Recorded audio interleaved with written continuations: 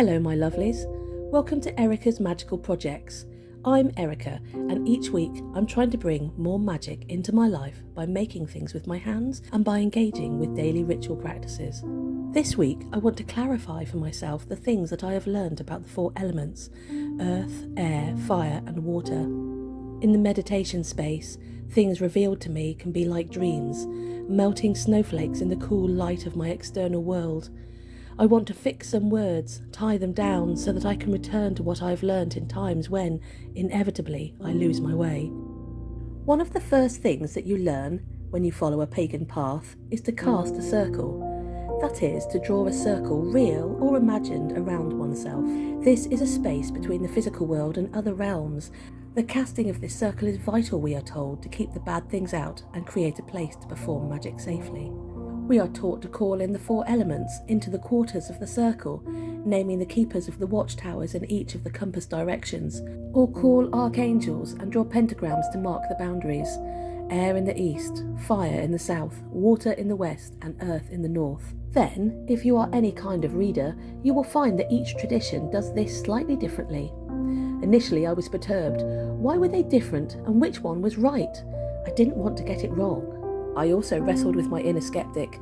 The idea of the world consisting of only of these four elements was an outdated model to my modern brain. I had learnt the periodic table. I had studied the atom. All this old stuff was simply tradition and metaphor, surely. Where did it come from? The magical four elements, and even the ones from the chemistry lessons, are born from the oldest form of human contemplation. To break down and make sense of the world we find ourselves in. Each human in their own lives sometime will ask, who am I? Why am I here? What is the purpose of my life, of my death? What am I made of? And what is going on? Fundamental questions humans have been wrestling with forever. How to reconcile the things we experience inside, the space where ideas come from, our minds, the place where we feel, the aching chasm in our chest where we crave and love. How can these wide open and crushing feelings connect with the world outside us, when these two places, inside and out, feel so different? The first people asked these questions, and their studies are left to us like footprints in the snow. The four elements are building blocks of the physical world.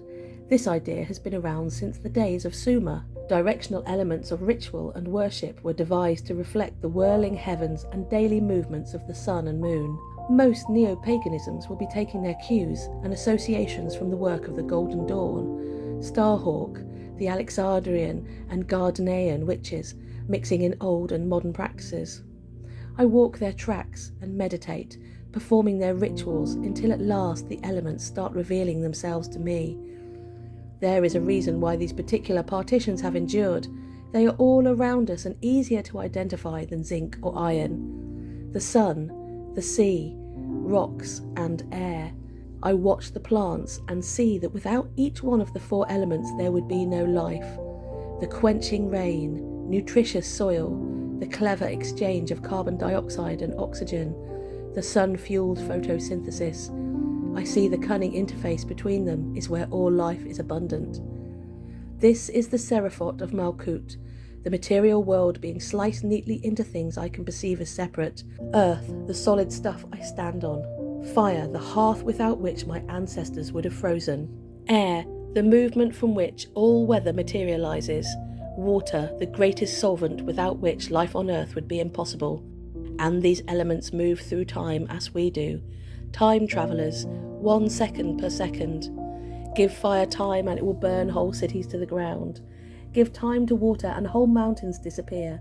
Air carves valleys into rocks, and the earth will fossilize great monsters for 100 million years. As I walk through nature, I see the interplay of the elements, the sun on the sea, the air moving the waves, the water crashing on the rocks, the fire consuming wood. A great expansion took place, I am told, at the beginning of the universe, and all our atoms were born from it. Star explosions forced new metals into being. Everything I am came from stardust. I am matter, and matter is of these things. Rot and decay, melt and freeze, shift and flow. The outside of me is just cells I'm sloughing off every day. I feel the tides and time run through me. My heart sings to be part of the dance of life. My body is an eddy of the Big Bang. My thoughts are the universe contemplating itself. There is splendour and there is truth here, and it does not require belief. I do not have to seek magic, for it is right inside me. I am magic. Each one of us is a magical being, and we carry the gods and goddesses in our bodies. We are the moon reflected in 1,000 buckets of water, and I can no longer feel a division between myself and the universe. I am of the universe, and I feel myself deeply connected to it. The angels, the keepers of the watchtowers, the spirits of Malkuth, have settled into place around me. I feel my body solidly and squarely upon the ground, and my spirit, a part of me that extends beyond my skin. I feel my aura, a cosmic egg that I cleanse and solidify. The great work. And here is where the meditation ends. I know that the elements have taught me their lesson once more, and it doesn't matter what order they came in or what I call them. The elements were just a path to the goddess. Earth my body, water my blood, air my breath, and fire my spirit. It is not a metaphor. Until we meet again, blessed be.